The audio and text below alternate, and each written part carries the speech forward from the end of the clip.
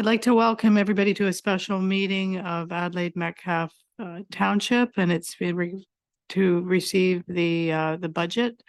Today is Monday, December the 4th. It's 1:30, and we are not recording this on YouTube because YouTube is down. So I would like to call the meeting to order at 1:33 p.m. Is there any declaration of pecuniary interest and general nature thereof? Seeing none then, could I have a motion to approve the agenda? Moved by Councillor Nordoff, seconded by Councillor Kingma. All those in favor? And that's carried. Thank you. Okay, so what we've got in front of us this afternoon is the 2024 municipal budget presentation. So I'm going to turn the meeting over to our treasurer, Johnny Pereira. Thank you, Mayor. I should share my screen first.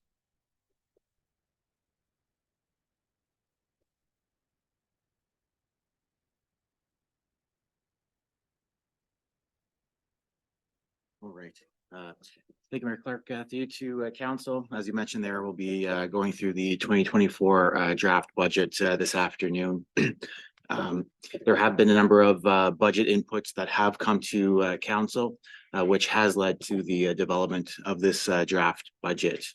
The budget working group has also considered numerous options and made recommendations and cuts to the original proposed budget to arrive at the rate we're proposing this afternoon. So quickly, just going over the agenda here, we'll just talk about the budget development process, funding and our various sources, the big picture of what the impact looks like for 2024, and then jumping into the details of how we arrive at that from capital, operations, and reserves. And then finally, we'll just touch on the impact to the average homeowner in the community. So at a very high level, the budget is a key planning document in achieving the township's strategic priorities. So our challenge is striving to meet the needs of as many of our customers as possible in a fiscally responsible way. This process is complicated, where the needs and wants of our citizens are in conflict with one another.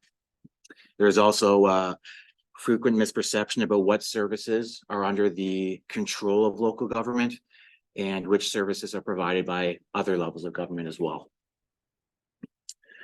So just jumping into the role of Adelaide Metcalfe. So Adelaide Metcalfe determines revenue requirements for the township through budgeting. So we're setting the municipal tax rate. So another thing to remember when looking at our property taxes is the distribution of those taxes. So some residents or businesses might be surprised to know that not all of your property taxes stay here at the township.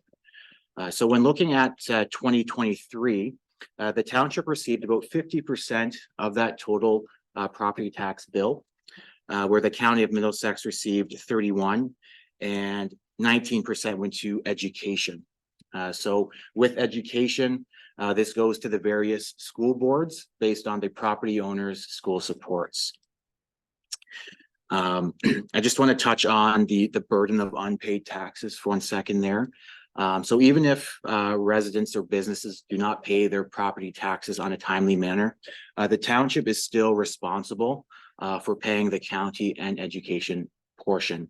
So it becomes a cash flow management game at that point. The township does have tools in place to ensure that taxes are eventually paid though.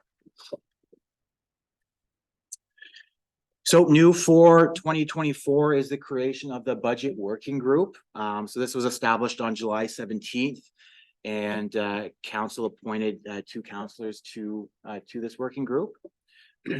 So part of the working group was to just have a deeper understanding in the development process and methodology used, have comprehensive discussions, provide various insights and perspectives into the budget, and then overall increase accountability and transparency in that process. So for 2024, the working group included Mayor Sue Clark and Councillor Betty Ann McKinnon, in addition to the entire management team at the township. So as far as the development process, the budget here starts very early. So it is a long process and to ensure we are bringing forward a well-considered budget. So early in July, managers are reaching out to get quotes, so we can have a solid zero-based budget. The budget survey was also built in July this year, and this was taking council's feedback. Historically, the budget or the survey was prepared later on in September, and some of the feedback we received was to ensure the survey was ready to go when the final tax bills and newsletters went out to try to increase participation. So leading into August there, when the tax bills went out, we ensured that the survey was ready to go for individuals to take. We did also provide physical copies of the survey in the office for those who may not have access or are comfortable with the online format. So in August there, managers had their first budget meeting. We all started working on our budgets. Jumping into September, October, we did bring a budget one-on-one presentation to council. The budget survey was also completed, analyzed, and that was presented to council as well. The survey data was presented or communicated to all department managers to incorporate in their budgets. And the first iteration of the budget was presented to the working group. So jumping into November, we were hoping to get the final assessment. We actually just got it today. So the numbers that are in the budget are our final numbers now, so that's good. So in November there, the draft budget was prepared based on recommendations of the budget working group meetings. And those were represented to the working group in addition to additional information we received based on new projections or actuals, such as Conservation Authority or the BRA, for example. So recommendations were formed by the working group on the 2024 draft budget. Those detailed budget books were prepared and provided to council.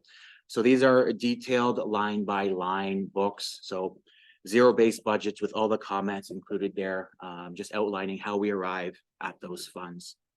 And then optional one-on-one council meetings were available for councillors to take advantage of if they had any questions. So then we arrive to December. So keeping on schedule, we're here presenting the draft operating and capital budget. So based on council's direction this afternoon, we could either schedule additional meetings or could direct staff to bring bylaws forward to the next council meeting. So just touching on the survey there, budget engagement was a priority again this year. So Adelaide Metcalfe launched that survey August the 3rd, and that closed on September the 8th. That report came to council on October 2nd, outlining those results. So we are seeing a positive trend year over year. So 96% of respondents thought the services they received from their tax dollars were either fair, good, or excellent. So when comparing that to 2022 and 2021, clearly going in the right direction there. Some issues and improvements were identified by residents.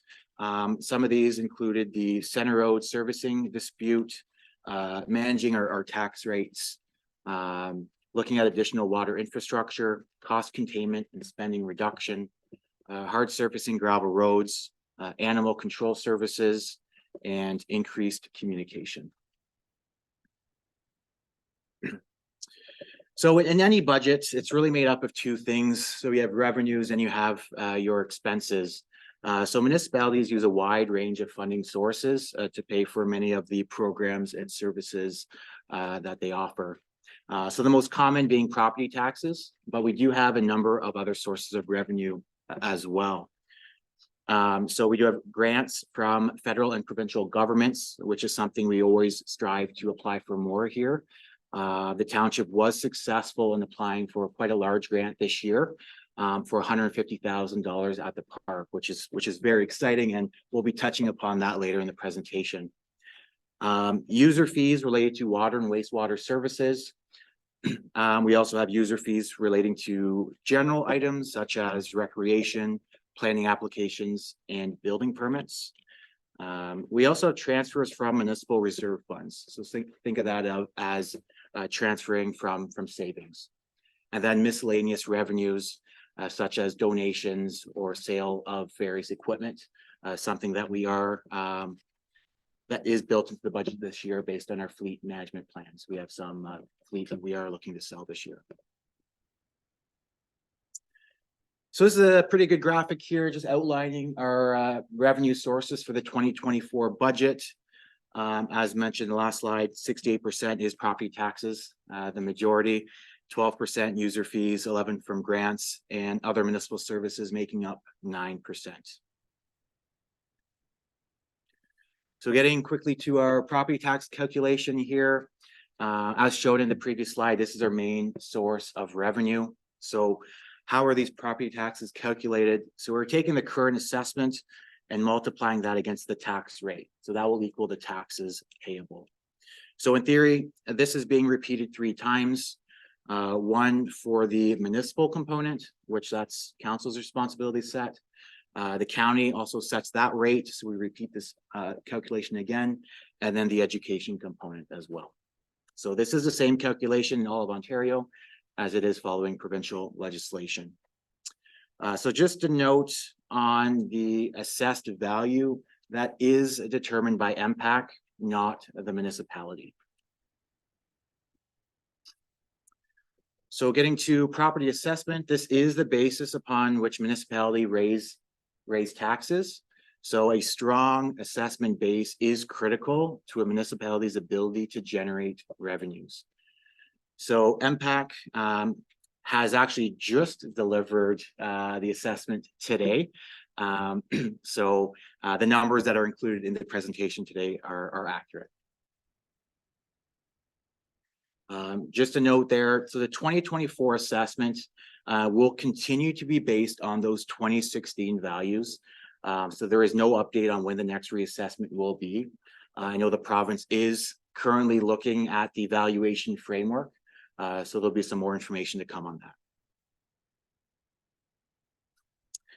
that. So this chart here just shows the total assessment by property type. So this chart here is showing a 2.55% assessment increase from 2023. But I do just want to focus on a couple items in this chart as that number is a bit misleading. So looking at residential there, we're actually losing approximately 6% or 5.76. That is a lot, especially because most of that flipped to farm. As you know, farm is only taxed at 25% of residential. We are seeing an issue with farm properties flipping between farm to residential and then back to farm. So based on the timing of that, that creates significant challenges in our budget process, and it actually has a financial consequence this year, which I'll speak to later in the presentation. I do also want to speak to the commercial line, again, seeing a 21% increase, and that is specifically thanks to the corridor there and seeing commercial growth. I just want to highlight the exempt line there. We do see a 94% increase year over year. Typically exempt includes municipal properties, schools, churches, etc. But 2024, this is due to the farm forestry exemption that was brought into play from the province. This was updated from 30 acres from 20 for those woodlands. So there is a specific weighted calculation used based on the total owner's holdings within the municipality. Also, MPAC never used to disclose this exemption. So they're now showing this exempt assessment this year. So this does make up the majority of the exemption increase. So from the township perspective, the only lost assessment we've seen from exempt is the difference from 20 acres to the 30 acres. So, so we've seen that decrease in 2023, and that equaled about $5,300 of lost revenues due to that new provincial legislation. So I always like showing this slide. It gives a good picture of how what the makeup is of our assessment. As a primarily rural community, we see here that 62.3% of our assessment is farm, where residential makes up just shy of 26%. So again, having the benefit of the commercial corridor along Center Road would provide the township with increased commercial and industrial assessment as it gets developed. So currently 11.8 is the other category there, with commercial coming in at 4 and industrial at 1.4. So this shows quite a different picture when you take a look at how the ratios come into play. So when we look at the revenue by property or by assessment type, we can see that the majority is coming from the residential base, even though farm makes up the majority of our assessment. So this is a bit of a different picture, and I think this graphic shows it quite well. So even though residential makes up 26% of the assessment base, they're actually paying almost 50% of the total tax revenue, where farm makes up 62% of the assessment. They're contributing only 30% of revenues. Again, that's due to the 25% of residential. So this slide here just compares to neighboring municipalities in the county. This is one of my very few slides where I include the municipal, county, and education piece. I don't think it's necessarily fair to communicate all three of those in the presentation, as that's not something that council can control. Council can only control the municipal rate, so that's what we'll be focusing on in this presentation. So having those fully loaded rates, we can see that Adelaide Metcalfe is hanging around the center there, more on the lower side, just under Strathroy. So I just want to touch on budget survey information we received in the past. We saw feedback that our tax rates were high. So I think this is just a good communication tool to highlight that, in fact, that we are actually in the middle in regards to the county as a whole. Just touching on reserves quickly here. So they're extremely critical, and they were newly created at the end of 2022 with alignment with our asset management plan and financial strategy. So they are important to provide liquidity, cover for emergencies, and for effective asset management planning. When we don't have reserves or don't make them a priority, costs will increase. It creates a lumpy budget as contingencies will have to be built in. It would also result in a reduction of capital works. If money is not there, then we cannot do the work. So that may be too much to absorb in the current year budget, and that cost would be too much for the community to handle. It also provides us flexibility. It ensures that we are not forced to be in a position that we don't want to be in. It allows us to take advantage of joint projects with other municipalities, or take advantage of grant applications that do come up. So from an operating and capital budget perspective, so they both provide township programs and services. The types of expenditures and sources of financing do differ between the two. From an operating budget, it provides for the annual cost to deliver services and then maintain those capital assets, where capital provides for investments in infrastructure and that provide for long-term benefits, typically lasting beyond 1 year. So projects can span multiple years. They could be for new infrastructure or renewal or refurbishment of existing infrastructure. So before we jump into the big picture and budget highlights, I think it's important to review a few of the budget considerations this year. So again, enhancing transparency and accountability. And I think that was in the forefront of bringing the budget working group forward this year. Again, incorporating public feedback, and that's the use of the budget survey.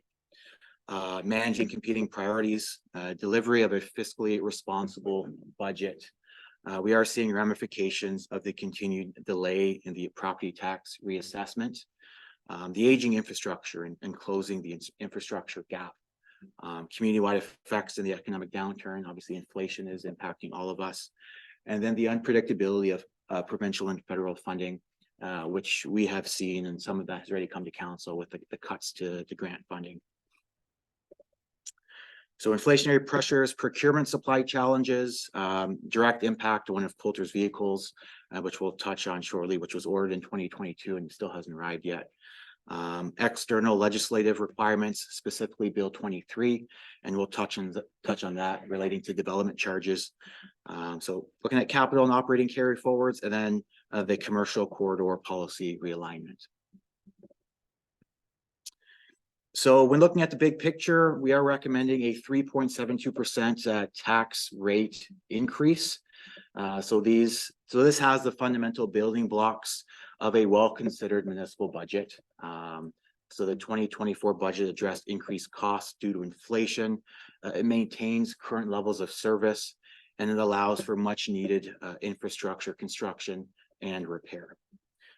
So we'll jump into the capital and operating budget slides here to explain how we arrive at some of these figures. So looking at the capital forecast, this is a 5-year high-level plan. So the forecast here is looking from 2025 to 2028. So these are estimates based on our newly developed asset management plan. So this is just to show what those future costs may look like and ensure that we have a plan going forward to ensure we have the finances available to conduct this work. So nothing in the forecast is approved, and it will all come before council for approval in the future. So when looking at the current year budget, we are looking at recommending a 4.1 capital budget this year. I believe 2023 was around 1.8 million, so it is a significant increase from the prior year, but it is due to a specific road, Mullaferry Drive, which is taking up the majority. So just capital by department, obviously Public Works is leading the way there. A lot of the roads fall under Public Works. There is some for fire at 14% and Parks and Recreation at 4%. So from Public Works, like I said, Mullaferry Drive project is a multi-year project that the township is undertaking. So the 2024 component is about $1.6 million, and that focuses between Pike Road and Seed Road. So a total cost of $3 million over those 3 years. We're also looking at resurfacing Melwood Drive between Kerwood and Calvert at $390,000, and surface upgrade to Wardell Drive from Wood Road to Petty Street at $160,000. So we are working collaboratively with our friends at North Middlesex.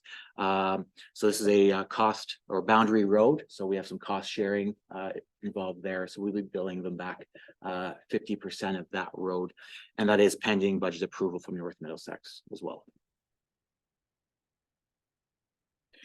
So there's also a bridge rehab of $200,000 for Catesville Drive, known as Bridge Number 4. We do have a tandem snowplow carry forward of $400,000. So this was one of the ones I was just talking about that we've seen significant supply chain challenges with. It's ordered in 2022, but we are expecting delivery early in 2024. The motor grader is also a carry forward from 2023. That is, I believe, out for tender, or will be shortly. So that's $520,000. Again, inflationary pressures does make things a significant challenge for asset management planning. The 2023 budget had a $420,000 cost to it. Unfortunately, that is not enough to actually replace that unit. So we had to add an extra $100,000. And I believe the last motor grader we ordered a few years ago was high 300s. Yes, it wasn't. To get that one again, it would be in the 780 mark. Yeah, so significant increases, which is quite challenging. We also have a half-ton pickup, F-150 replacement of $60,000, and a roadside mower there for $18,000. So a lot of money there. So how are we paying for all this stuff? So The Mullaferry Drive project was identified in the development charge background study. So we're able to use development charges to partially pay for the upgrades of that road. So $396,000 is coming from DCs. And the remaining $1.2 million is coming from the Life Cycle Management Reserve Fund. The Melbourne Drive project there, taking advantage of grants, $100,000 coming from the Canada Community Building Fund, formerly federal gas tax, and then $150 coming from OCIF and the balance from Life Cycle Management. Wardell Drive, $80,000 from Life Cycle Management, and the other 50% there being billed back to North Middlesex. And then the rehab of the Catesville Drive Bridge, that is being funded by OCIF, 120, and then 80 Life Cycle Management. So looking at vehicles and equipment, we see that 2006 tandem snowplow, that's being funded by the Capital Project Carry Forward Reserve. So just a note on that, that's displayed a bit differently there. That was before our reserve and reserve fund policy came into play. So we raised the full $400,000 directly from the tax base in that year. So just being as transparent as possible, just showing that we're not re-raising those funds. We raised them in the year and they're just being carried forward. And then the remaining vehicles there are all being funded by the Life Cycle Management Reserve Fund. So jumping into parks and recreation, so we do have ballpark lighting upgrades scheduled for this year. And this was due to being successful with the Ontario Trillium Foundation grant. So I believe last year we were bringing forward phase 2 improvements to Kerwood Park. The lighting upgrades was recommended to council, but council made the strategic decision to defer that project due to the cost. So what staff was able to do, since we had a shovel-ready project, the plans were already completed. We were able to bring that forward to OTF, which was pretty much the exact project they were looking for, understanding the financial constraints we were facing and the aging infrastructure at the park. So that's great to see.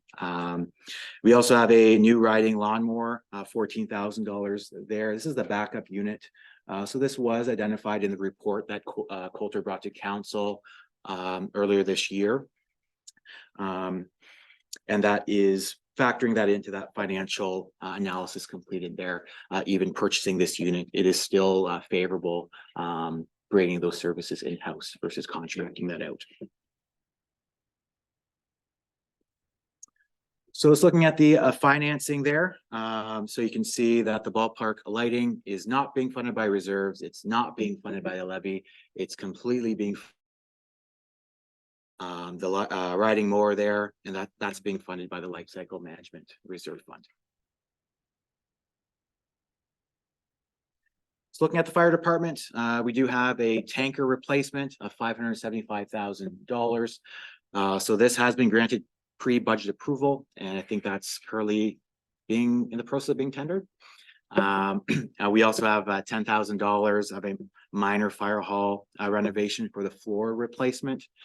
So Dan has indicated that the floor is about 13 years old and is showing significant signs of wear. So again, both of those projects falling to the Life Cycle Management Reserve Fund.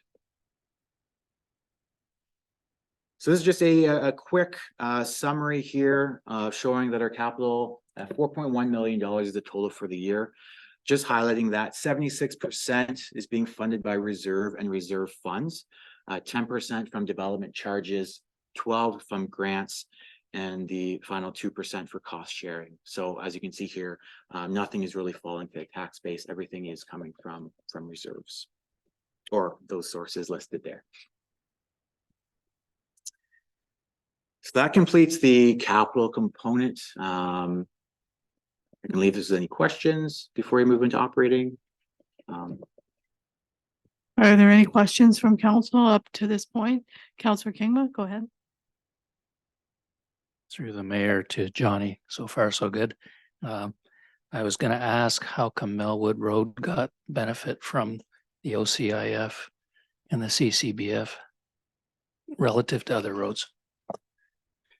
Yeah, great question. And that's just really a financing game, just playing with those numbers. Nothing in particular, not favoring certain roads, just kind of how it shakes out. There is certain strategies of using that when it relates to development charges. But when development charges is not involved, it's really just how it shakes out. But great question. Okay, any other questions for Johnny? Counselor Nordoff? Yeah, through the mayor to Coulter. So Mulliford Drive for 2024, it says from Pike to Seed Road. Does that mean finished to Seed Road? Thank you, Councilor Nordoff. Yes, that means finish right from Pike to Seed Road, and then some culvert and drainage works in the other two blocks and to Kerwood Road. And then completing that in 2025. So that's completely done, paved and everything.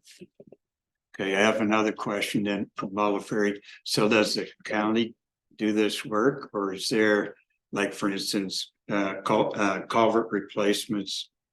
Can our crews do that? Thank you again. Another great question. The county is going to be doing most of the work, but we are going to have our crew on staff helping with the culvert and drainage replacements and catch basins.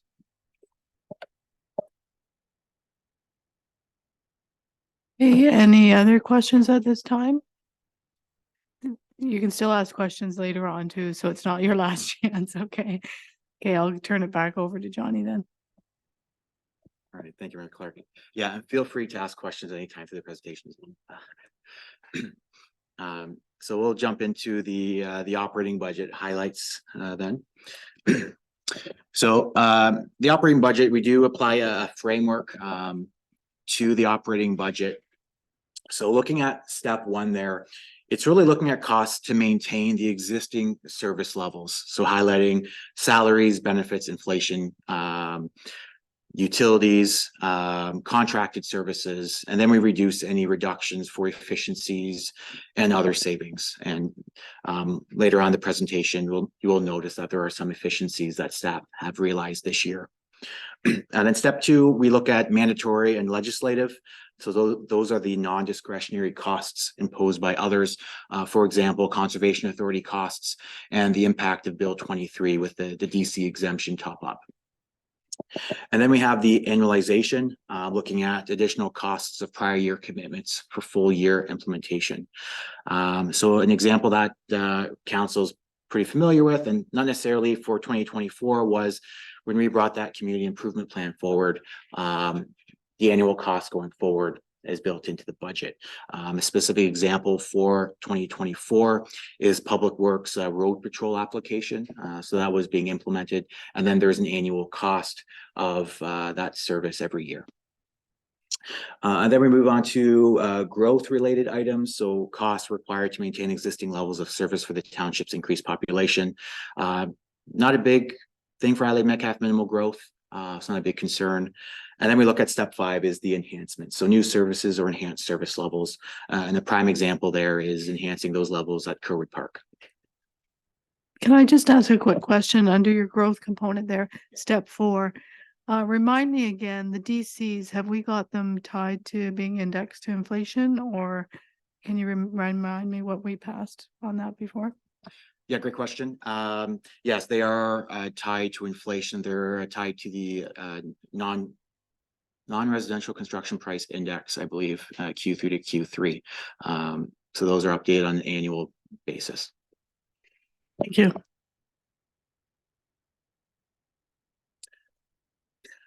All right, so just jumping into some of the operating highlights. So most of these combined explain how we're getting to the increase this year at a high level, and then we'll get into each department. So there is no change to property assessments. So again, no phase in growth. We do have a loss of residential assessment due to the farm tax rate changes. So again, that's that phantom type assessment that we're seeing from farm tax going to residential, then back to farm tax. That spans over the tax roll. So we saw a significant decrease decrease in 2023. I think it was about $150,000 of tax adjustments we had to do. So that was lost revenue. OMPF, that was down by 11%. OCIF, we're projecting a decrease of about 15%. This is not yet publicly available, but we are just budgeting conservatively here. Cost living increase for compensation programs of 3%. We are seeing a average increase. The conservation shores at 3.8, cost of living was 3%. Insurance increase was about 9.5%. Automated garbage pickup and disposal was 3.6. And then CPI from Q3 to Q3 was 3.8. And I believe that came down a bit to about 3.1 in October. So we also have a staff compensation review and potential implementation for council's consideration. We also have the fire services resource allocation review. We're seeing increased cost to materials. There is a WSIB rate increase this year. IT service costs has also increased. And then we have that development charge top up. So the Bill 23 phase in. We also have the Ontario Land Tribunal hearing site plan application, and then the Center Road servicing dispute. So this slide here just outlines the operating budget as shown in the budget schedules attached to the agenda this afternoon. And this is the second part of that. So the reasons for the majority of department increases have been outlined in the impact slides there, but we'll jump into explaining each of them and how they impact each department in the coming slides. So staff has done an excellent job at cutting costs and finding efficiencies to still be offered the same levels of service with significant pressures the township is facing this year. So without this, the budget would have been much higher. The first iteration presented to the budget working group for the operating budget was a 12.55% levy increase. So this chart here just shows our operations by service area. So keep in mind this chart here, general government in this chart includes about $1.8 million of reserve transfers. So without those transfers, the township wouldn't be able to invest and renew our infrastructure.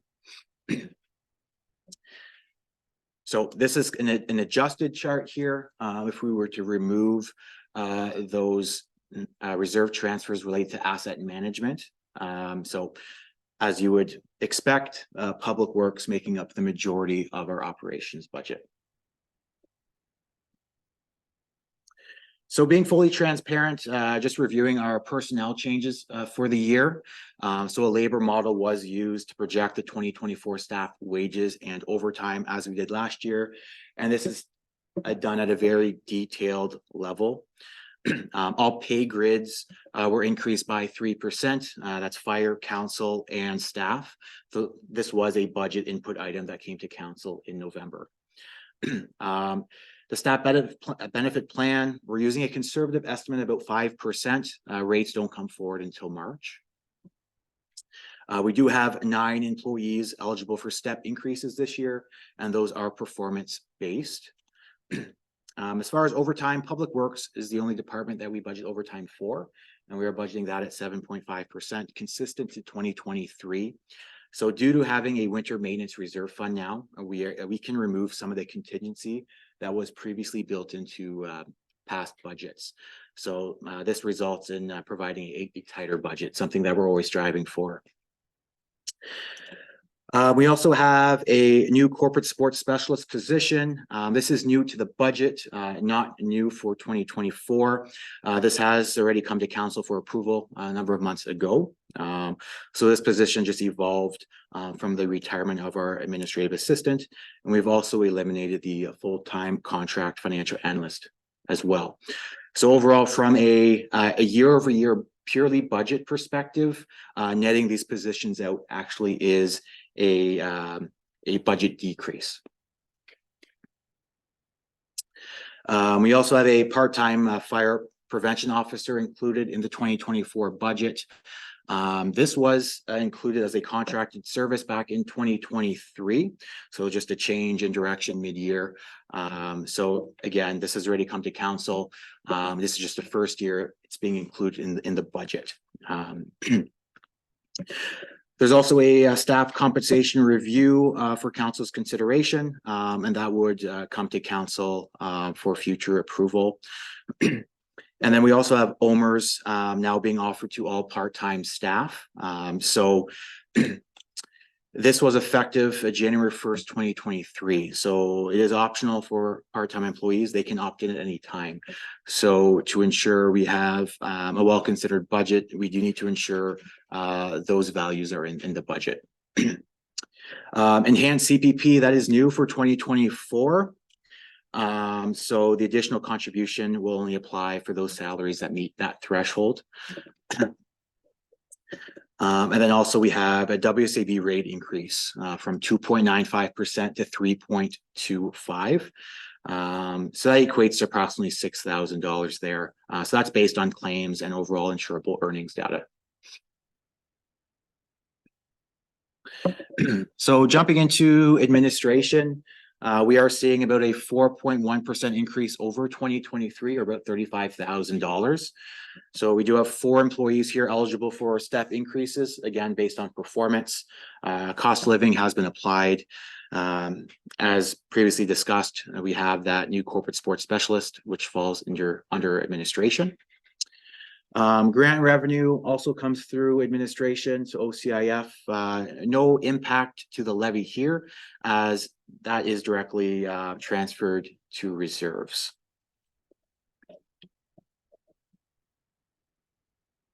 So just with OCIF there, a report would be coming forward to council once that information can be publicly made available.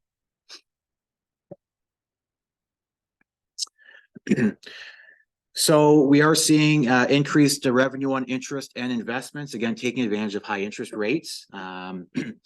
So total projections, we are seeing about $10,000 over last year for our main bank account. We are seeing increase in reserve fund interest, but that has no effect to the levy, as that's a direct transfer to our reserve funds.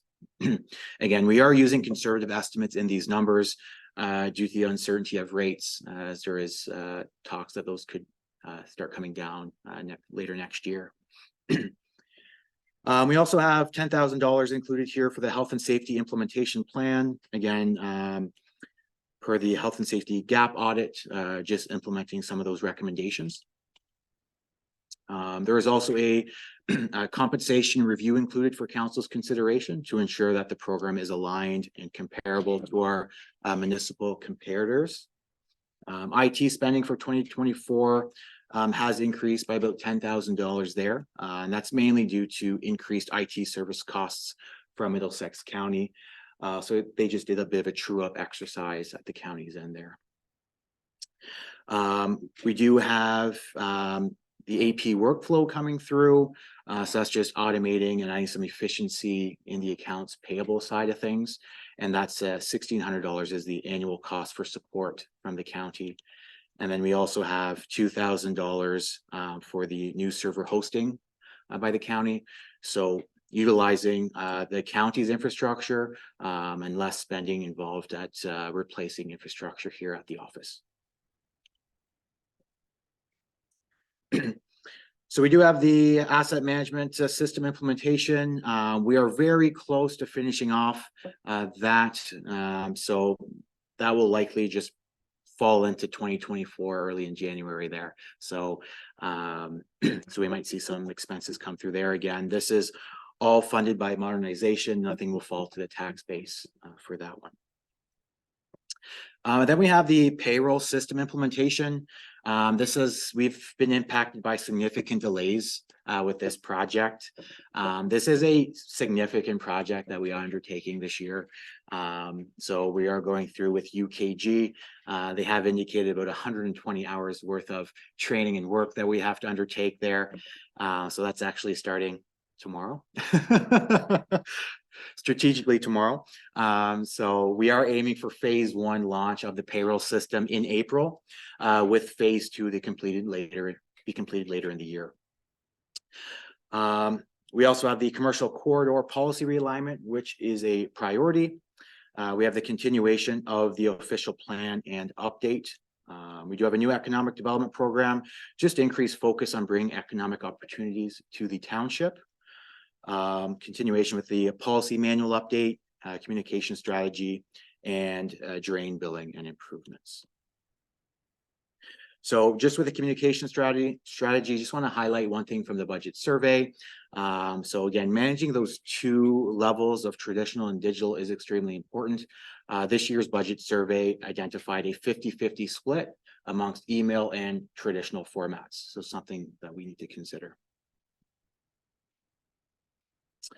And a few other items that we're going to be looking at in the department is continuation with the records management program review, continuing with the proactive communication strategy, letting community members know about the farm tax residential piece there. So those that could be eligible, we are sending out information to them, let them know that they could potentially be eligible. At the same time, that allows a more accurate tax roll for the township as well. And then we'll be reviewing and revising the emergency response program in collaboration with fire services. And then, as always, reviewing operational accounts for savings. So looking at the tax revenue and reserve transfer department, we are seeing a increase there of about 5.6% or $219,000. Again, the whole farm tax to residential, this is a big talking point. It is a significant issue for our municipality just because we are a very rural. So we did an analysis of this year, working with MPAC to understand what our potential impact could look like in 2024. So after conducting that analysis, we're actually comfortable at reducing that budget item. So we're just dropping that down about $20,000. So just to note, in 2023, we saw $151,000 of lost revenue to this. So that's, again, always a challenge. So as we did in 2023, the budget working group is also recommending the use of the tax rate stabilization reserve fund to assist with pressures that we're encountering in 2024. So this is really using previous year's surpluses and decreasing the current year's taxes. So this is approximately 1%. So I do caution the use of the tax rate stabilization reserve fund. It's not something I encourage to use on an annual basis. If we have one-time spending in the budget, which we do this year, it's a great opportunity, but it is used more for emergency purposes. So again, understanding the year we're in, I think it is okay to recommend that, but not something that we would recommend on a go forward. Oops, just to balance that comment, I think we won't know on the December 18th meeting. It won't be till January, February where we land at the end of this year, like based on the variance report. So if there is a small surplus, that will go into the tax rate stabilization usually, or that will be we'll have to give direction at that time. Yes, great question. So if we land on a surplus in 2023, and again, your timelines are correct, it is a number of months into 2024. So we'll be looking at the reserve and reserve point. There are a number of items that it highlights that based on the type of surplus we see in various accounts, it's to fund certain items. And then the remaining surplus would be brought forward to council for council's consideration. But typically the tax rate stabilization would be one we would recommend funding. Thank you.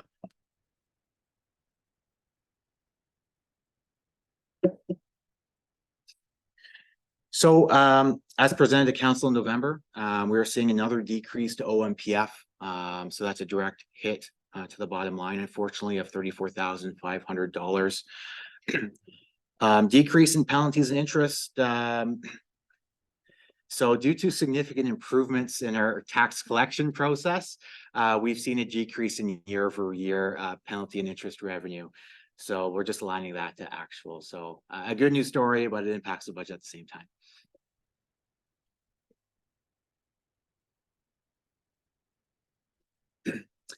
So jumping into our life cycle management reserve fund, still not as high as it should be, but again, just balancing the community's ability to pay as well, understanding the pressures in the 2024 budget. So we're looking to raise an additional $51,000 over the prior year, total transfer being just shy of about $1.2 million.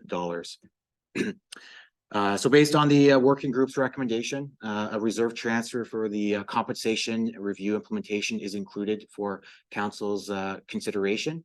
So an external consultant would complete this review and present a recommendation for council to consider, and also consider the timing of implementation as well. So we're reserving these funds, give council the flexibility on the timing of that. There is also a resource allocation review exercise and potential implementation, and that's based on the fire services plan. So this is an internal review of resources as it relates to fire services, and a report would come to council later in 2024 for consideration as well. And as discussed earlier, there's this development charge exemption top up of $20,000 being included. So the province has mandated a phase-in approach to development charges. So in 2023, it was at 80%. So there was a 20% reduction there. So the Development Charge Act states that any shortfall cannot be made up through higher development charges passed on to future development.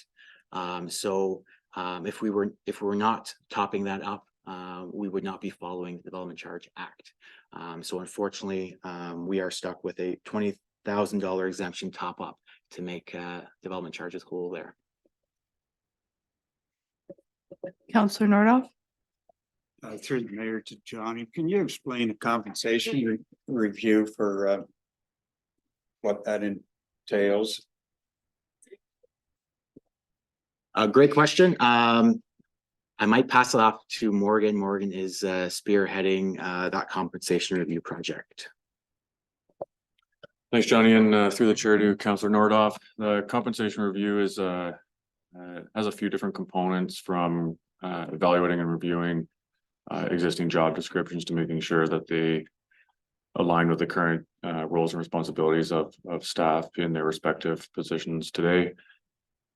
We look at things like market influences that have changed staff compensation since it was originally constructed in 2020 and implemented in 2021. So we're about 4 years into the program now. So we'd look at procuring a compensation specialist or consultant to do that market review and pitch a recommendation back to council. Does that answer the question? It does. I still don't see the need to hire a consultant to do this. I think it can be done in-house. So Aaron, if I can just add to that, I've reached out to one of the board members of AMO to see if that's a service they could be providing to the municipalities. So I have not heard back from them, but that was something I had put forward, just so you know. So just touch on the consultant piece. We generally try to restrict our use of consultants to things that require a specialization of staff that we don't have. There's an argument that we have the specialization to be able to do this type of work for sure. The other reason we use consultants is to defer bias or ensure that we're not essentially seen as staff self-serving in terms of a compensation number or amount. So it's nice to have a consultant take on that specialization and remove any bias that staff might be accused of or otherwise in terms of optics. Essentially, I can't pitch my salary to council based on my own math, it might be better that somebody else does the market evaluation. Counselor McKinnon? Through you, Sue, to Morgan, adding to that, would that include the pay equity as well? Certainly pay equity would be a factor of, as part of this compensation review. Council might remember in 2020, we did have a pay equity exposure, and that was due to just things not being brought forward as they should. But there is a pay equity component to the compensation review. Okay, any other, Counselor Brody on that? So I guess just with Aaron's comment, so if we do this once now, like how does that give us a lot of years of spending this money? Because I'm in agreement to beg, like it just seems like, we're just time after time after time, it's just more money, more money, more money. Well, it's a good question. There's a general practice, at least in Ontario that I'm aware of, that compensation programs are reviewed every 3 to 5 years. We were on track to have this thing reviewed after 5 years, which would be a typical life cycle of a compensation program.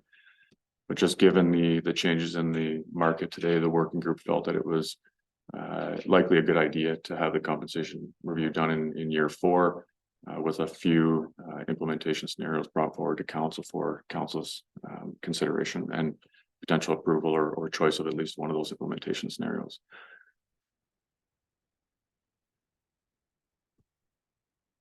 Counselor McKinnon? And just further to Mike's question there, and in the rating that we have per job, there's usually 5 bands at least. So you're looking at 5 years that, could be, or you might skip a band once or in a while, but that would be on council's approval.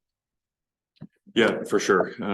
It'll depend on where, I guess, how long our employees have been in the township. If everybody is essentially on step 5 of that 5-year grid program, then what we would do is likely recommend an implementation scenario where their job rate aligns with the next closest step in the next proposed compensation program. So it's almost, instead of kind of going think about it from year 1 to 5, it's more of a year 1 to 5 with a correction of year 5 becomes now year 4 because compensation has changed or market evaluations changed. We have a pretty strong performance management program here that recognizes the movement along that compensation band or grid step. If employees aren't performing to the satisfaction of the performance evaluation plan, then their compensation can be withheld along that compensation program. So there are a few tools to make sure that we are, working for our compensation for sure. Okay, any other questions or comments? Counselor Nordoff? Just a comment, I guess. For a small township, 3,000 people, I think we're administrative heavy, and then to add to that, to hire consultants to do all these things all the time, like the taxpayer really gains nothing. Staff does, which is great, but at a cost. So I think we have to be careful how much we spend on consultants. Counselor Kingma? Thank you through the mayor, to staff and council. I relieved to hear that this was flagged as a concern because I was airing that last week to Johnny. So we have to really rein in that kind of consultant expense. I think we're all very capable of researching and doing our due diligence. I hope there's a way we can contain the scope of the consultant so that it doesn't actually reach that 16,000. Anybody else? And you always have the right, like, this is the draft budget, so, the input, you know, you don't have to approve everything that's here, or you might want to add some things in, like, you're welcome to do that as well, so just so you're aware. Okay, Johnny, continue. That's okay. Councilor McKinnon? I was just going to make a comment that I've been sitting on council for a number of years. And yes, administrative costs have gone up, but we've also seen a lot of legislation change, which requires more knowledgeable staff here. It used to be, and I was one of those, clerk at the municipality, but I was master of no trade.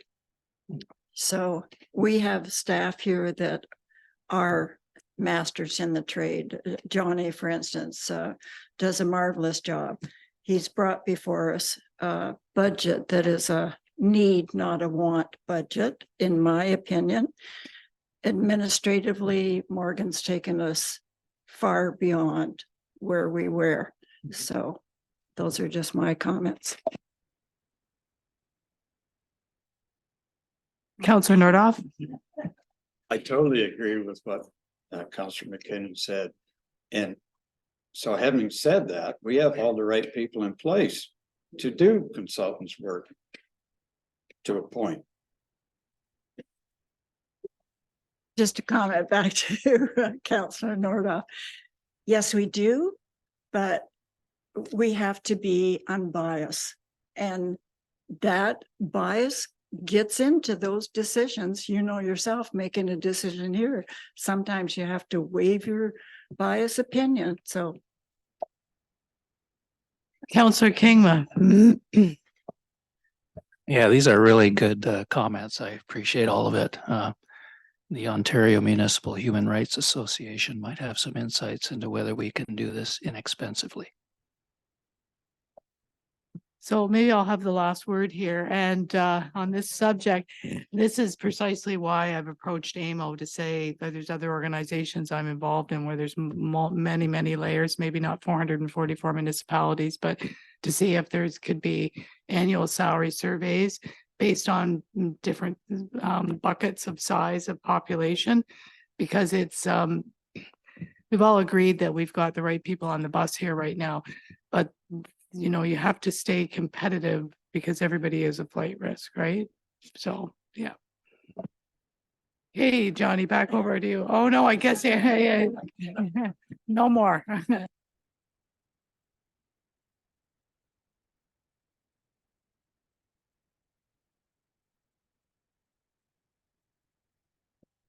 Thank you, Mayor Clark. So I just want to clarify that $50,000 does not relate to consulting. That would be a potential implementation that would be available for council's consideration to actually make that decision in the year. The consulting fee, as Councillor Kingma mentioned, it was coming in at $18,000. Oh, sorry, $16,000. Sorry. So jumping into council now, so we are seeing a cost increase about 2.1% or $2,500. Again, cost of living has been applied here. Council grant report was just brought forward in November. The Optimist Club being successful with that for $4,590. We are seeing a slight increase in conferences. And that is just due to the fact that AMO is now being held in Ottawa for 2024. We realized cost savings in 2023 as AMO was in London. So I just want to emphasize that this is the level of detail that we're going through in the budget. So we're looking at the location, we're looking at who's attending, where the conference is, how many nights is it. So every single person is broken down to that level of detail. So that's how we get to a zero-based budget, is really, so that's how we're able to tighten the budget up, is by getting to that level of detail. And this is why the budget does take a number of months. As far as those conferences, we did allocate one per councillor and two for the mayor there. And then we also have the annual reserve fund contribution for the 2026 election. So this smoothing out that cost over the years. If I might add on that, I think we came in quite a bit under budget this year for the, like, about 4,000 or 5,000, I think, under. Okay. Yes, I think you're right. Great point. Yes, that has been under budget over the last couple of years. We do have the allocation in there just to provide counselors an opportunity if they would like to attend. They don't necessarily have to. It's just providing every counselor an opportunity to attend these conferences. Jumping over to the plan. Sorry, Councillor Kingma. Sorry about that, Johnny. We just have a delayed question or delayed reaction on my part. No, I'm inconspicuous. That's okay. I was just wondering if anyone in the room knows if there's an appetite to combine the Roma and Ogre conferences again as a means to save money for us little guys.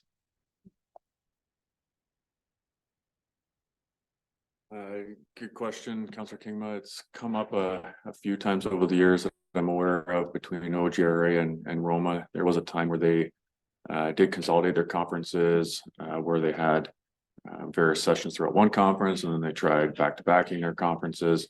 And then they've since, I think about 4 or 5 years ago, just determined that they were going to go out on their own and do it separately. So it is a conversation I do hear that pops up from time to time, but I'm not sure that I've heard it recently. Okay, anybody else? Okay, Johnny. Thank you, Mayor Clerk. So jumping into the planning department, so we are seeing an increase of about 232% or $132,000. So this department is making up a significant increase to the budget this year. Our planner, Aaron Besh, is a service provided by Middlesex County, and that is paid through the county levy. We are seeing a slight decrease in planning fees, so we've just aligned that to the 5-year average and the new fee bylaw. We do have plans to dispose of some surplus land, and the proceeds of this position are currently being recognized as a reserve transfer, so it does not impact the levy, as the timing of that sale could vary based on market conditions. So currently, how those reserve transfers are allocated in the budget, we are outlining possibly $50,000 of the 90 net proceeds going to the tax rate stabilization, and then the difference of $40,000 going to a community benefit type reserve. So these are just estimates. If we do go through with this year, that will be brought forward to council to consider the appropriate reserves on that. The township also has an Ontario Land Tribunal hearing for a site plan application, and that's at a cost of just over $150,000 there. We also are recommending that we make use of a legal reserve to minimize the impact on that. And we also have the continuation of the official plan review and update, which is also being covered by the county levy. All right, so cemeteries, we are seeing a decrease there of 27%, large percentage, small, really dollar value of only 2,000 there. The decrease in this department is due to completing grass cutting in-house. So this initiative has decreased costs across the township in 2023 and will be in 2024. It'll also be increasing our service levels, as we have seen this year. We're also seeing funds from our investments in that long-term GIC of $3,000. Historically, we weren't realizing really any interest income. So by locking into those high interest rates, I think that's about 5.42%, we're able to ensure that we are minimizing our costs where we can. There's also continued improvement to the overall program itself. So reviewing the bylaw in conjunction with the Bereavement Authority Ontario, updating our fee schedules, updating procedures, assess each cemetery and understand the condition, and continue to scan and organize cemetery records. All right, looking at the fire department, slight decrease, 3.1% from 2023. We are increasing the revenue to align with the motor vehicle call volumes that we're experiencing. Again, cost of living has been applied to the firefighter point allocation pool and staff. We do have one employee eligible for a step increase, and again, that is tied to performance. As briefly touched on in the personnel slide there, we have the part-time fire prevention officer included in the 2024 budget. Again, this was a contracted service back in the 2023 budget, so just moving that onto payroll. Dan is anticipating about 6 hours per week for this position. He has noted there's some catch up to be completed there. So later on in the year, those hours could come down a little bit. The department is also looking to purchase a new accountability board at $2,500. And this is just to increase the safety of our firefighters and improve scene management. Just a systematic approach to track and manage the team during the call. And then looking at fleet there, looks to be consistent to 2023. We are looking to move forward with the recommendations from the fire plan. And I just want to make a quick note that grass cutting again is being completed in-house. So there is a labor allocation completed amongst all departments. So that will be much easier once we get the payroll system as well to do that task. So continuing on there. So we have the continuation of the firefighter certification process. This is a mandatory program. We're actually in the process of completing a grant for multi-year funding for this training. So we're hopeful for that. So some of the training courses, I believe they're required by 2026 and some others by 2028. There's also the automatic aid agreement still to be updated. And again, update and revise that emergency response program in collaboration with administration. So policing going down about 2.9%. Again, this was brought forward to council in November. So this is a contracted service with the OPP. So that contract coming in at just under 470. Just for context, so we did see an decrease in 2023. In 2023, we did see a $50,000 increase over 2022. So provincial offenses, bit to talk about on this one. We are seeing a large increase to provincial offenses due to lost revenue. So about 85% or $11,000. So this revenue distribution is allocated to municipalities based on weighted assessment. So revenue is from various violations outlined in the Provincial Offences Act. There is a typical delay in receiving this revenue. We still have not received 2023, and we likely won't receive it until probably the end of Q1 of 2024. So in 2022, we received only $600 when we budgeted for $13,000. So drastic decrease. So this was a topic of conversation with our treasurer's group in the county. This is done through the City of London. So we were told that this is due to delays still from COVID. So less tickets and processing delays there. So we should start to see this increase for 2023. Again, that $2,000 number there is a hopefully conservative estimate, kind of shooting at the dark as there's really nothing to go by at this point. Just for perspective for council, so before COVID, so the county does administer this. So they get that money from the City of London and the county applies the weighting framework and distributes it to the lower tiers. So prior to COVID, the county was receiving about $280,000. So that's an average from 2015 through 2019. Then they allocated that to the lower tier municipalities. So when looking at 2022, the county only received $11,326. So that's a 96% decrease. So definitely concerning and something that we are looking into and keeping an eye out for.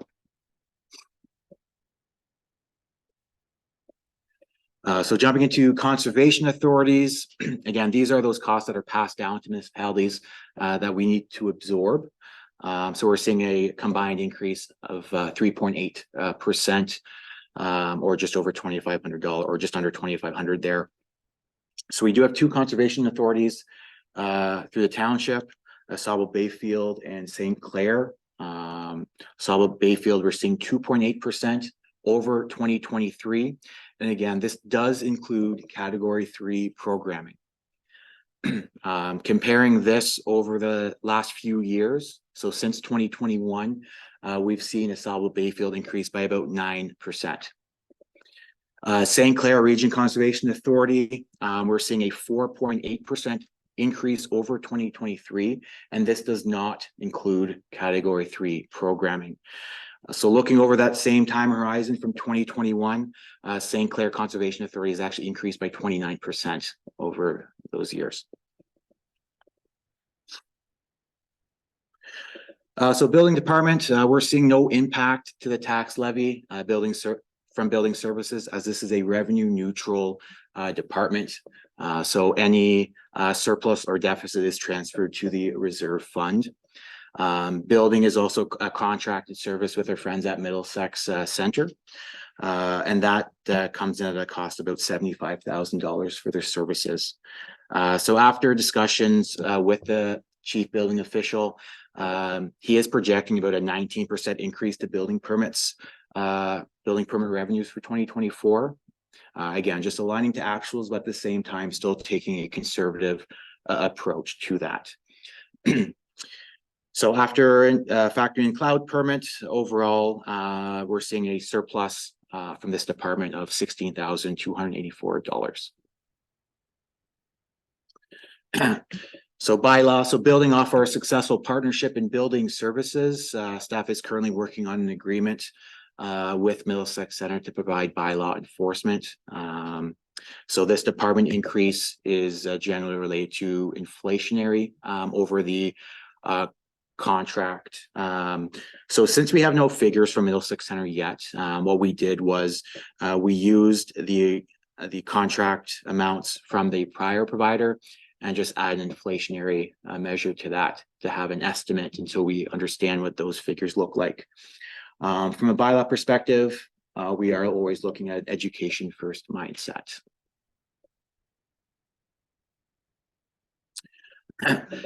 So animal control increase of about $1,300 there. The main reason for the increase is slight decrease in dog tags, but at the same time, there is a 2% increase to the Humane Society services per the agreement. A report will be coming forward to council early in 2024 regarding the dog licensing program. Just looking to move to a permanent tag system instead of the 3-year tags. So currently, the current tags expire at the end of this year. So it is an increased cost to the township having to replace those tags every 3 years. So we'll prepare some analysis and bring that forward early in the new year on that. As far as billing goes, we'll be sure to advertise on social media to inform the public that a dog tag is required in the township. These will be billed in April and due at the end of May, as in prior years. So Parks and Recreation, we are seeing a decrease of about 24% or $12,000. This is mainly due to the realignment of grounds maintenance as they are being completed in-house now. So the 2023 budget was based on the approximate number of hours that we thought we would be at the park. So 2024 was built on actual hours, so actual time spent at the park this year. So this should be an improved estimate for the year. We are seeing a slight decrease in revenue as well, and this is just aligning to actuals.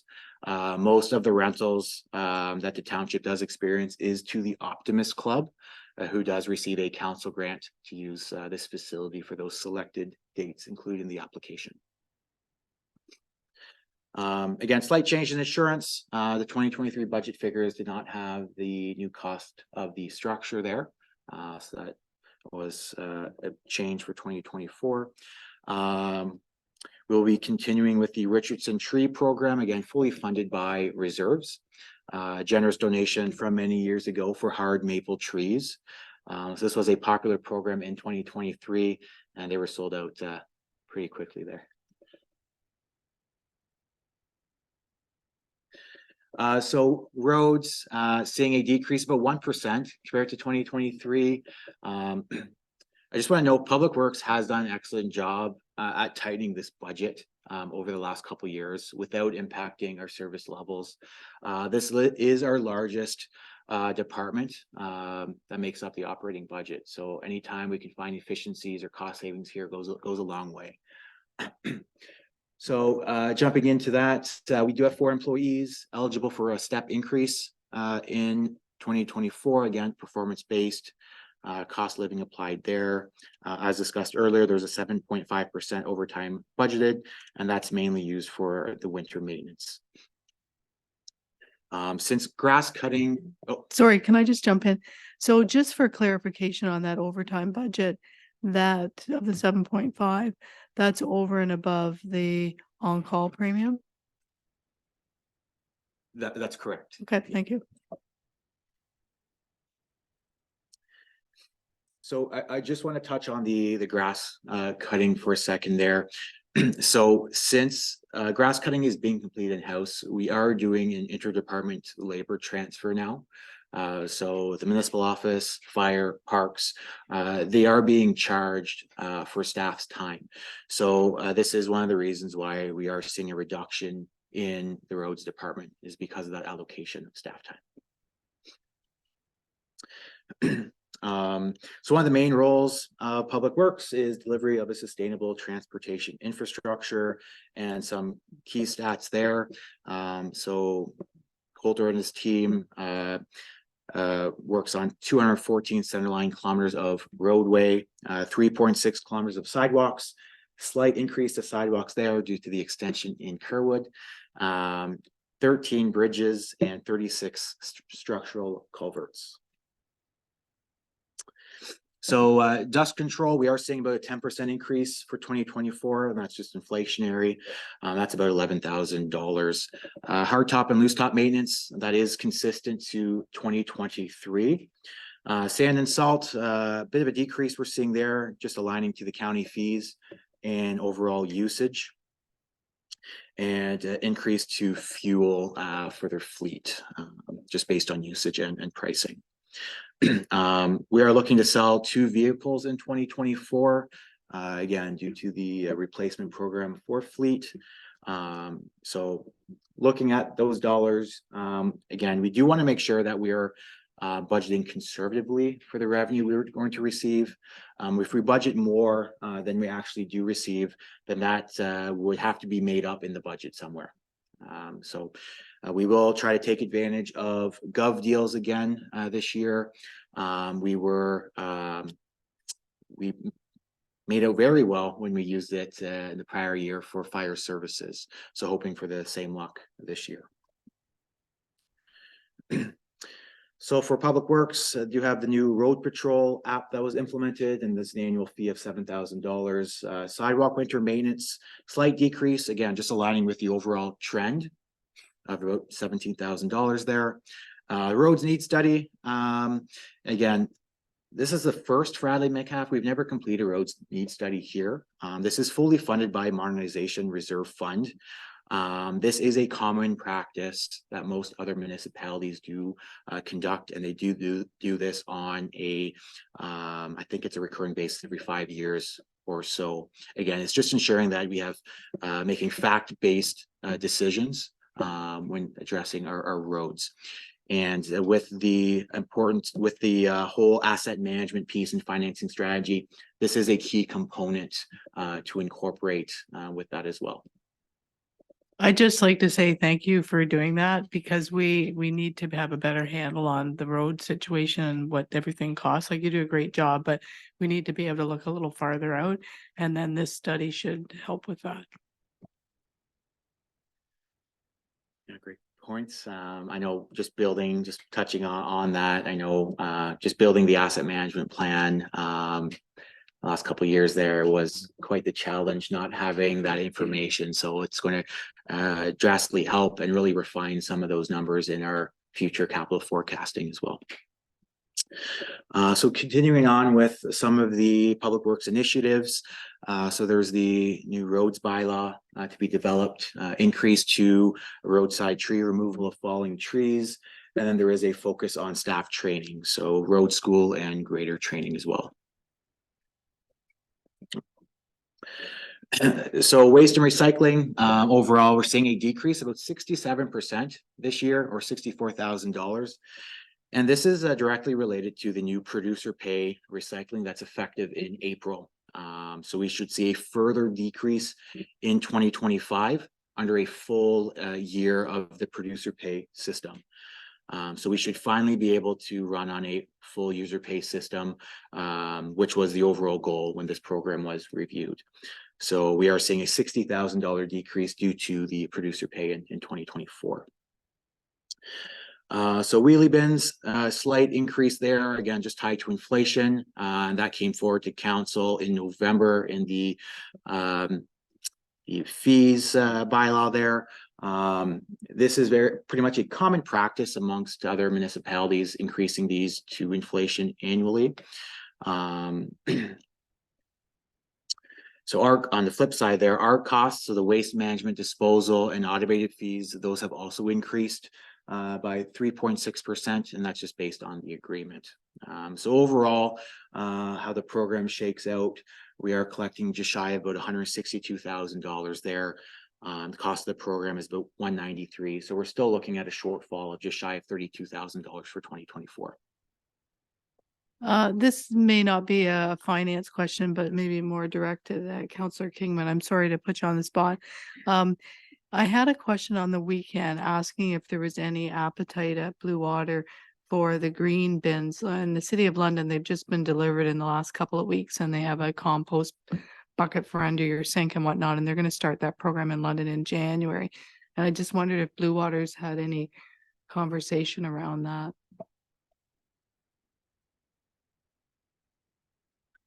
Yeah, at this point, it's conversation. I think there are built up residential areas that would take a major interest in that.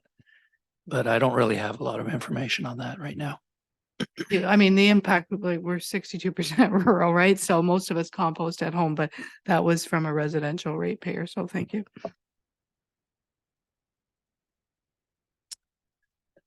All right, so just jumping into landfill here. So we are seeing a decrease in operating costs by about 7.9%. So from a revenue perspective, first there, we are seeing a slight decrease from 2023. 2023 was the first year of those new fees. So we're just aligning that with the trend. Also, per the post-closure liability report, it has indicated that we have about 3.5 years left of capacity at the current site. So there is room to expand, and that does require ministry approval. This is something Public Works will be looking into and provide council some additional information on in the future. Are our fees, they're set, they're not indexed to anything, are they? The landfill fees, like when you take stuff to School Road, those are fixed costs. They're not indexed to inflation, right? Thank you.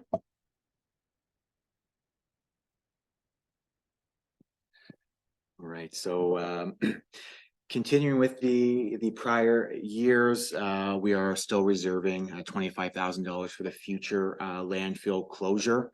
So with the closure plan, it does indicate that we do need to reserve just over $700,000 for the eventual closure of the landfill. So in the landfill, we do have 2 part-time staff working there. COLA has also been applied as well.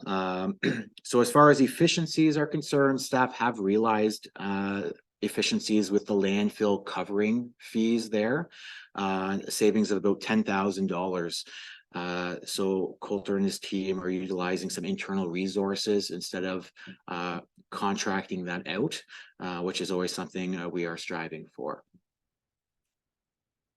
So overall, the landfill is projecting to be at an operating loss of about $75,000 for the year. Not uncommon. Landfill is typically at a loss position as a service to the community. All right, so looking at wastewater for Kerwood, seeing a slight decrease here, about 4.2%. As far as the system operating fees, slight increase to those, and that was brought forward in the fees and charges bylaw in November. Again, just tying that to inflation. We aren't budgeting for any connection fees, just budgeting conservatively there. There's still a rate study to be done there. That's a carry forward project, and we are just waiting to complete that with Center Road to realize cost savings. Also continuing with the life cycle management reserve fund contribution of about $64,000 per the asset management plan and life cycle or the financing strategy there. Overall department deficit is about $92,000.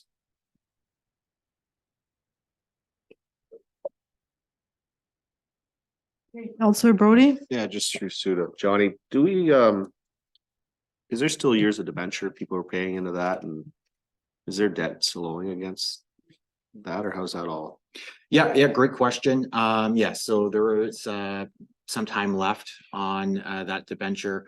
Don't have that right in front of me, but I think there's still a few years there. And we're just recovering those costs from the ratepayers, and in turn, we're paying that debt back. Yeah.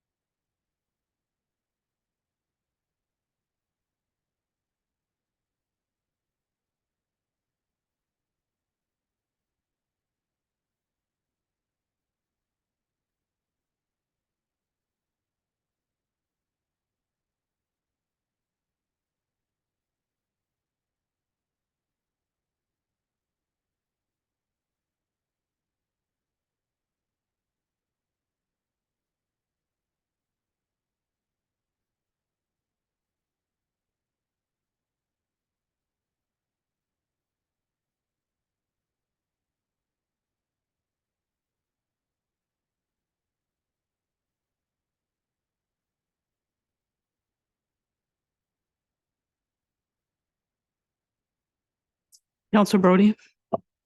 Yeah, through you, Sue, to Johnny. So I'd just like you to explain to everybody how we are capitalizing on our investment on GICs on this reserve, because at 5-6% right now, I mean, we want to make sure we're getting every dollar. Like, I'm sure you have to keep so much back because that money's gonna go out, but if you can just give us a kind of an update on that, because it's For sure. pretty substantial. Great question, Nathan. Great. All right, there, excellent, perfect, excellent. Councillor Brody's just ahead of the class here.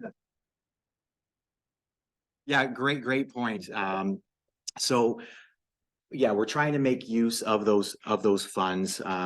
We have benefited by having high reserves here at the township, which is great.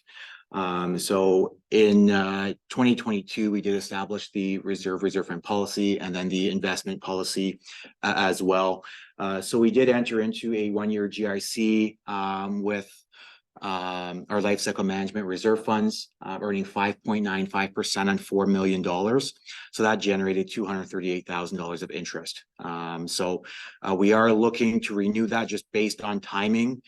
So we do cash flow our capital projects and understanding when we're going to be needing funds.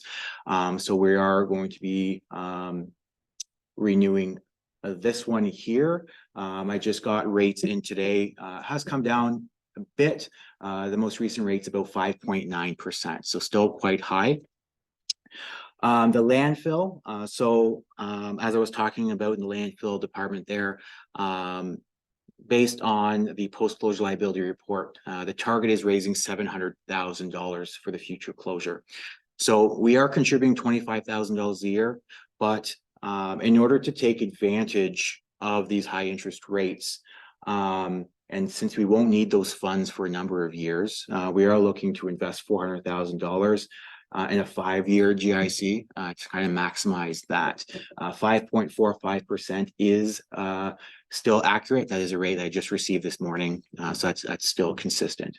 So that would bring in about just shy of $22,000 annually. So understanding that if we're raising 25 from the tax base, we're almost doubling that just from the interest earnings, which is great.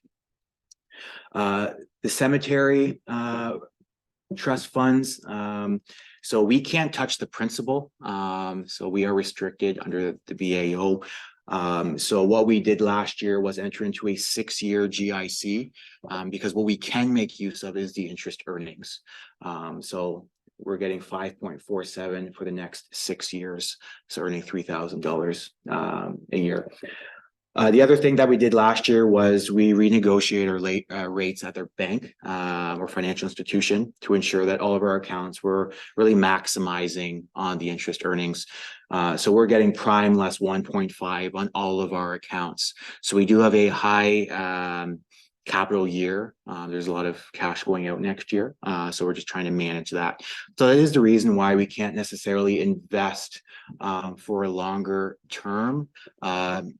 Just based on our capital forecast, there is a lot of expenses, capital projects coming up. So just trying to manage those funds.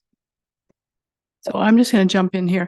So at the most recent meeting I had with senior management, one of the things I've challenged Johnny to look at is we know in the next year or two some of our big expenses, the capital expenses.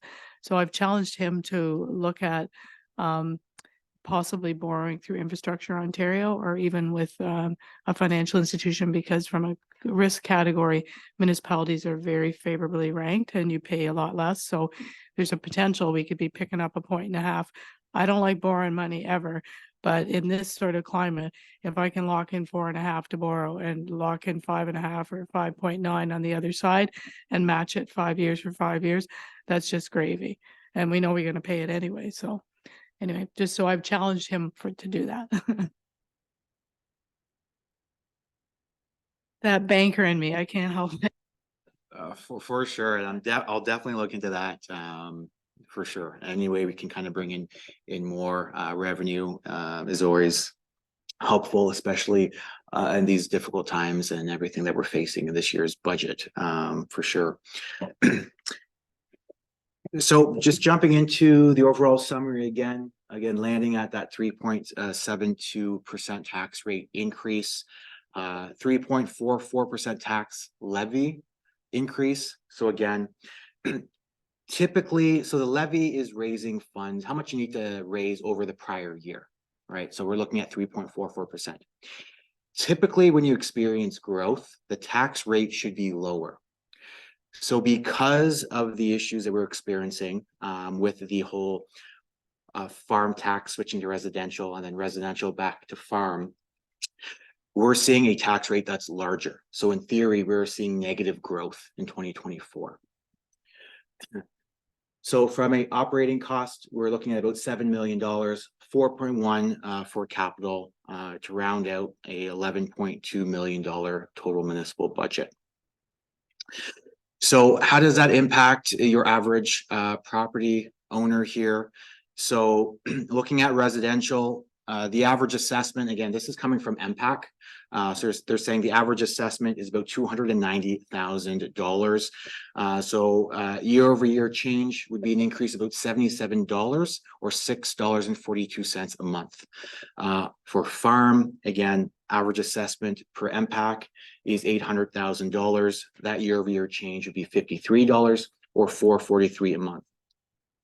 I do want to highlight that this is the municipal tax rate increase only. This does not include education or the county. It's difficult to present this, like I said earlier in the presentation. I don't want to mislead anybody. We have no control over what the county sets or what the education sets. So based on what council has the responsibility for is what's in front of us here this afternoon. And Johnny's actually ahead of the county because they don't start meeting, the budget committee doesn't start meeting till Thursday this week. So we're way ahead of them. And I just want to actually touch on one thing with the assessment I forgot to mention. So like I said, there is no phase-in, but the assessment could change if there was any improvements done on your land, on your property. So if you were to add a new structure, add an addition, this math might change a little bit for you. But if everything is status quo on your property, based on the averages, this is what the increase would look like. So at this point, that concludes the presentation. I know it's been a long afternoon, but happy to answer any questions, but we'll leave it there. Anybody have any questions? Councillor Nordoff? Not really a question, more comment. So this doesn't really scare me. It's a little bit higher than what I'd like to see. But what does scare me is what the county levy is going to be. Because, you know, these increases that Johnny's put up there for residents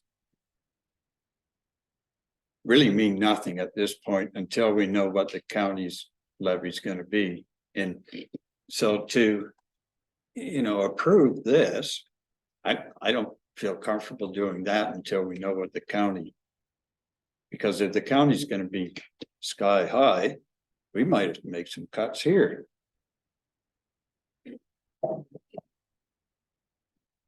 Well, you're not going to know from the county for a bit. The marathon starts on Thursday for the budget meetings and they go for a couple weeks and even into January. One of the comments I wanted to make was to Coulter and to Johnny is I really like the way you've changed it to allocate hours to each department for when your guys are doing the work for other departments, because you don't know the true cost until you do that, and it's never been done before, and I really appreciate that because then we know exactly if we're fat in one area or not in another where we can trim. So I appreciate that. Councillor McKinnon? And just to add a comment to that, Mayor Sue, I appreciated Coulter and Johnny and all the department heads for coming in with a reasonable budget. And it made our job as a committee member a lot easier, although we did have to cut, but you did the cutting really and brought it forth. So as I said before, you've given us a need budget, not a want. And I don't feel bad at adopting a budget at this point and not waiting for the county, because we have no control over the county, but we do over our own budget. And we've heard from the ratepayers, they don't want to see a decrease in services. So That's my comment. Thank you. Counselor Brody? So I can't find it in here now without flipping through, but one thing I noticed in here on the roads department was, and this was a few years out, about a couple more bays on the building out here, which I totally in agreement that we need. But in my thought of that is, should we really be putting some math into selling the far property for what maybe it's worth and looking at something a little more in one location? I know it's been thrown around before. Just that old Napier location, like this equipment, I know it's like I got equipment now that hardly fits in sheds that I've got.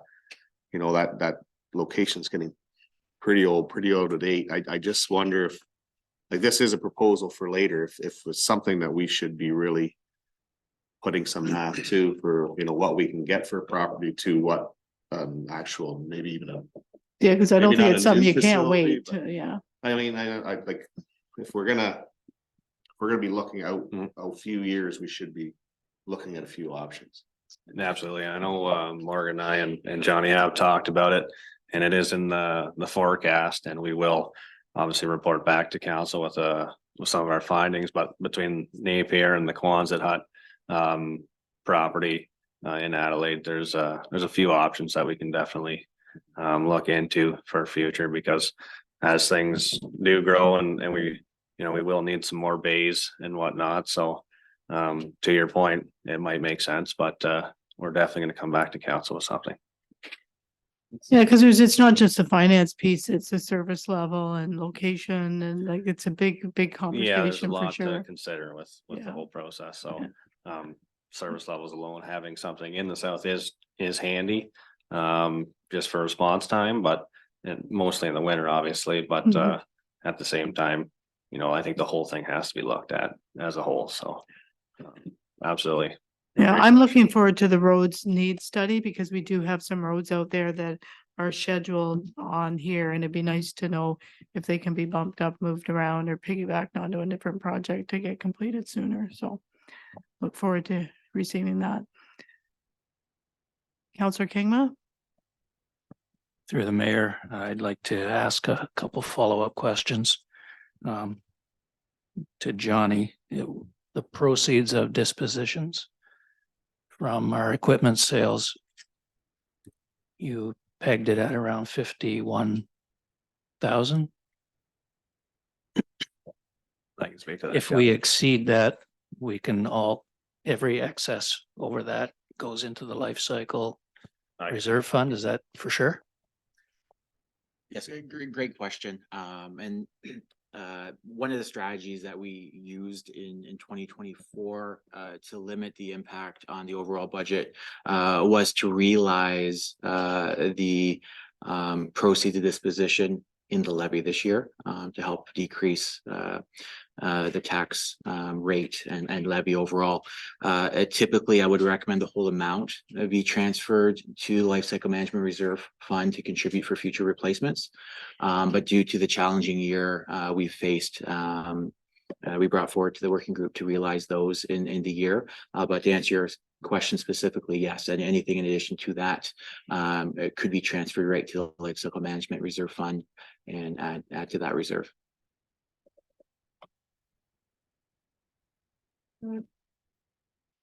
Yeah, just one more quick question through the mayor to Johnny. Is there any future intake for the modernization fund?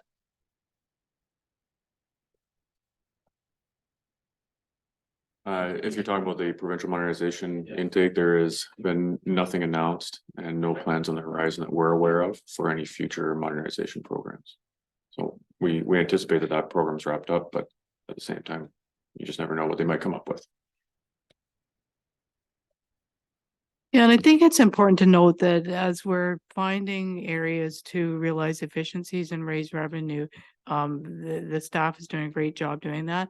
And, you know, a simple example is just even like, as if you're building a house, you don't really want to pay it, but when you're sitting on this side of the chair, we recognize that DC charges are very important. So I'm glad that that's something that was implemented this year.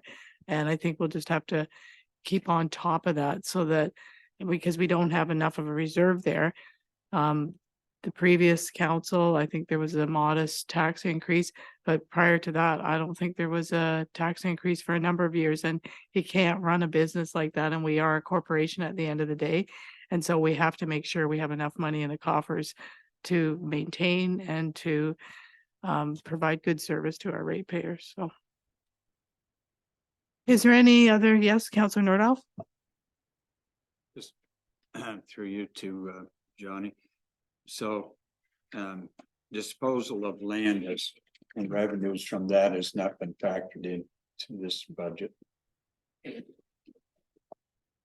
Great question. Yes, so it's been factored into the budget, but those proceeds isn't falling into to decrease the tax rate. It was talked about in the working group as an option, but the difficulty with realizing that gain would be that we need to know with 100% certainty that that would be done in the year. If it wasn't the case, then we would need to find areas in the budget we have to cut to make it up. So that's why it was recommended in the budget working group to move those to reserves to ensure that the budget is we can actually deliver on it. Councillor Brody, sorry. So one other thing to Calder, just looking at all these resurfacing, like the resurfacing costs that we're facing in the next bunch of years. So there must be a formula that you see from county or province or whatever on what the costs are for just, we're getting a new grader, what the costs are for just, keeping gravel roads compared to, the resurfacing costs on, it all sounds great to tower and chip all these roads, but it's expensive and it becomes hard to maintain. So then there's that balance of, we got another grader coming. Do we, I see some other townships that have actually had to rip up some of theirs and go back to ground. Yeah, actually, Councillor Brody, we have taken a lot of that into consideration, and to your point, all the extra resurfacing we have done over the years has forced us to increase some of our services. And even this past week, we were doing our bridge and culvert inspections, and even the engineer stated that, we're seeing a 25% decrease in life cycle and some of our bridges and culverts on these hard surface roads just strictly from salt. So that alone is just something to take into consideration when hard surfacing roads.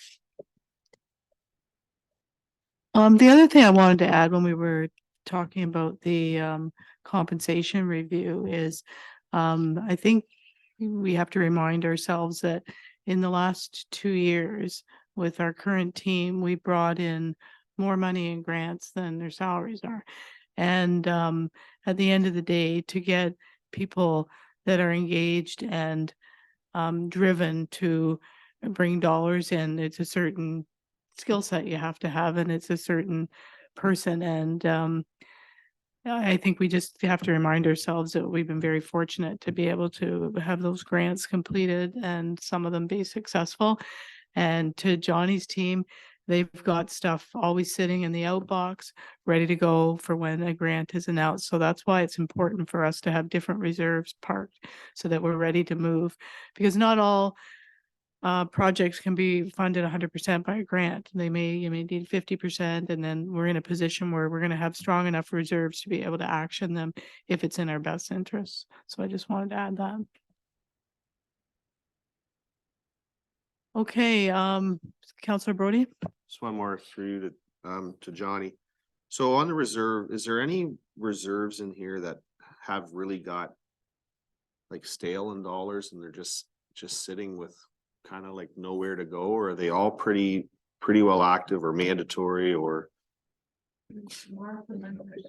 Great question. There is a few that are in there, smaller dollar value that do need to be looked at, as Mayor Clark mentioned there, that Mara for Mayor, I'll just get back to that slide, is one of them. There are some that we just have to the neighborhood watch, just some of these reserves, we do need to dig up historical information, understand how we arrived at some of these. I know some of them we were given the money and just understand was there conditions tied to that. So the ones that we don't have information on, we've kind of just kept as it is. But yeah, great point. It's something we do need to look at because it could provide us some different opportunities with those funds. Yeah, just to follow up on that, like I know for a fact, the Neighborhood Watch Reserve Fund, the money came here because there was a neighborhood watch and then it disbanded. So it was money from the ratepayers that was collected, however it was. And initially the money was collected to put the signs up saying you're in a neighborhood watch community. Well, we're not. And so, you know, possibly it'd be interesting to know what the conditions are around that. There was talk at the county that the OPP might like to put spray paint the squares for safe exchange. Like any of us who live in a rural setting, you're really not excited about doing a Kijiji sale in your shed or your barn where everybody can see all your toys. You'd rather do it in an open, safe space. So, you know, maybe there's an opportunity to use some of those funds for something like that. But to your point, Johnny, we have to find out what all of these are for. The staff's doing a great job, and that is good constructive criticism. They have a long list, so they can add that to their list of investigating all of those. So there's not too many, like there's just a couple, I think. Yeah, it's nice. Yeah, clean it up. Yeah, exactly. So, yeah. Okay, well, there's something for your list, Johnny. Thank you. Is there anything else anybody has? Okay, seeing none, then we have a recommendation that the 2024 draft budget be received. And further, that the 2024 budget be forwarded to the December 18th, 2023 meeting of council for consideration of approval. Could I have a mover and a seconder? Moved by Councillor McKinnon, seconded by Councillor Kingma. All those in favor? And that's carried. Thank you. Okay, is there any other business? Seeing none, we have a recommendation that bylaw 68 of 2023 confirming today, December the 4th, 2023, receive first, second, third, and final reading. Moved by Councillor Nordoff, seconded by Councillor Brody. All those in favor, and that's carried. We now have a recommendation to adjourn this meeting at 3:32 p.m. Could I have a mover and a seconder? Councillor Kingma, Councillor McKinnon. All those in favor, and that's carried. Thank you.